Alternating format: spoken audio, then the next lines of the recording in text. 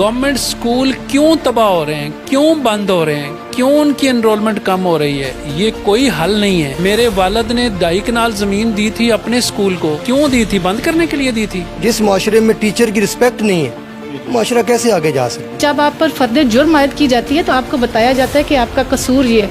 हमें तो ये पता ही नहीं है कि हमें किस कसूर की सजा दी जा रही है। गरीब का बच्चा अब पढ़ नहीं सकेगा। देखिए जी, सबसे पहले तो मैं ये बात करूँगा कि रिसेंटली मैंने सूबा सरहद का विज़िट किया है। 10 दिन में वहाँ रहा हूँ, बल्तिस्तान में और KPK में।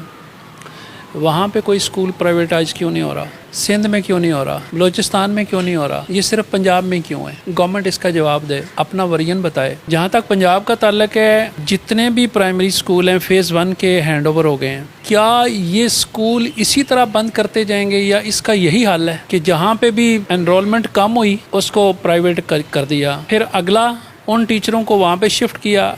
ये एक सर्कल को क्लोज कर रहे हैं। ग्रास रूट लेवल पे जाने की ये कोशिश ही नहीं कर रहे कि एनरोलमेंट कम क्यों हो रही है। ग्रास रूट लेवल पे जाएं, गवर्नमेंट स्कूल क्यों तबाह हो रहे हैं, क्यों बंद हो रहे हैं, क्यों उनकी एनरोलमेंट कम हो रही है, ये कोई हल नहीं है। हमारा मुतालबा ये है कि गवर्नमेंट के स्कूल बंद करने की बजाय देखा जाए कि ग्रास रूट लेवल पे मसला क्या है, एनरोलमेंट कम क्यों हो रही है, हमें बंद करने की ज़रूरत क्यों पेश आ रही है। मेरे वालिद ने 2.5 कनाल ज़मीन दी थी अपने स्कूल को, क्यों दी थी? बंद करने के लिए दी थी या किसी प्राइवेट इदारे को दी थी? ये गवर्नमेंट हाई स्कूल खारियां की मिसाल ले लें। किसी बंदे ने इस 100 साल पहले ये GT रोड का स्कूल, आज ये अरबों की ज़मीन है, करोड़ों की नहीं अरबों की ज़मीन है, 26 कनाल है।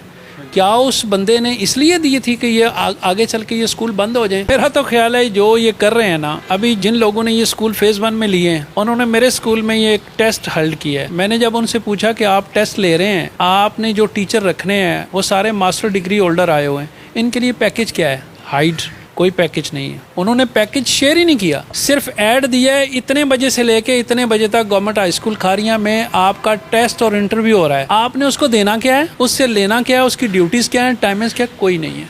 लेकिन अब फीस वाली बात तो ख़त्म हो गई ना। जो पेफको स्कूल गए ना, 550 के हिसाब से जो अभी तक हमें मालूमात हैं, 550 के हिसाब से फ़ी बच्चा वो गवर्नमेंट पेड करेगी उस मालिक को जो बंदा स्कूल ख़रीद रहा है।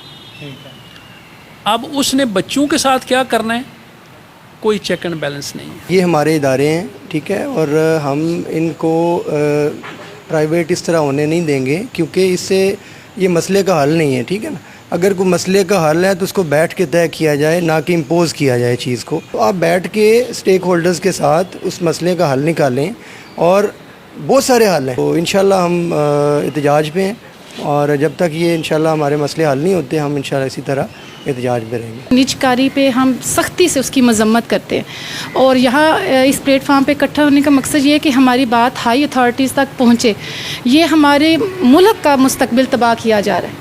लॉर्ड मैकाले ने एक बात कही थी कि जिस कौम की बुनियादें तालीमी हवाले से काट दी जाए ना, वो मुल्क कभी तरक्की नहीं कर सकता।